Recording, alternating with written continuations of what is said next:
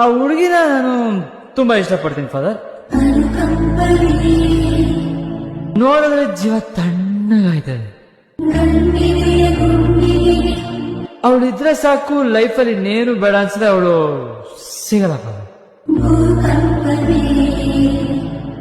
ಆದ್ರೂ ಅವಳು ತುಂಬಾ ಚೆನ್ನಾಗಿರ್ಬೇಕು ಅನ್ಸುತ್ತೆ ಫಾದರ್.